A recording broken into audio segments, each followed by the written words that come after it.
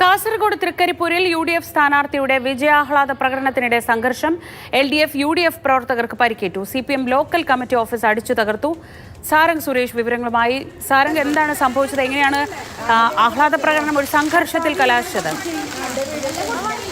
LDF വലിയ സ്വാധീനമുള്ള രൂപീകരണ കാലം തൊട്ട് തന്നെ LDF തുണച്ചിരുന്ന മണ്ഡലമാണ് തൃക്കരിപ്പൂർ. അവിടെയാണ് ഇപ്പോൾ വലിയൊരു അട്ടിമറി വിജയത്തിലേക്ക് UDF എത്തിയത്. അതിന്റെ തൊട്ടു പിന്നാലെ തന്നെ UDF പ്രവർത്തകരുടെ ഭാഗത്ത് നിന്ന് വലിയ വിജയാഹ്ലാദ പ്രകടനം ഉണ്ടായിരുന്നു.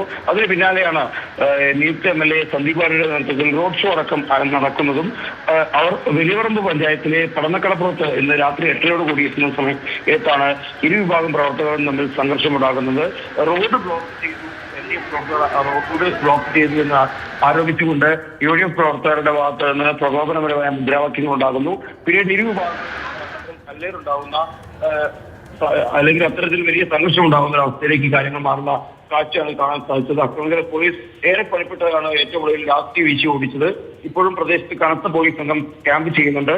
നിരവധി ആളുകൾക്ക് കല്ലേറിലും ലാത്തിച്ചാർജിലും പരിക്കേറ്റിട്ടുണ്ട്. അതേസമയം തന്നെ CPM പടന്നക്കടപ്പുറം ലോക്കൽ കമ്മിറ്റി ഓഫീസായി പ്രവർത്തിക്കുന്ന PP ദാമോദരൻ സ്മാരക മന്ദിരത്തിന് നേരെ ഈ രീതിയിൽ UDF പ്രവർത്തകരുടെ ഭാഗത്ത് നിന്ന് അക്രമം ഉണ്ടായതിനുള്ള പരാതി കൂടി ഉയർന്നു വരുന്നുണ്ട്. നിരവധി പ്രവർത്തകർക്ക് പരിക്കേൽക്കുന്ന സാഹചര്യം. മുൻകാലങ്ങളും തന്നെ വലിയ സംഘർഷം ഉണ്ടാവാത്ത ഒരു മേഖലയിലാണ് ഈ രീതിയിലുണ്ടായ ഒരു സംഘർഷം ഉണ്ടാകുന്നത്.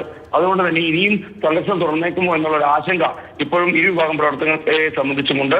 പ്രധാനപ്പെട്ട നേതാക്കളൊക്കെ തന്നെ ഇടപെടാൻ ശ്രമിക്കുന്നുണ്ടെങ്കിലും പ്രവർത്തകരെ ഇപ്പോഴും ഈ മേഖലകളിൽ നിന്ന് പൂർണ്ണമായും പിന്തിരിപ്പിച്ചു വിടാൻ സാധിച്ചിട്ടുമില്ല.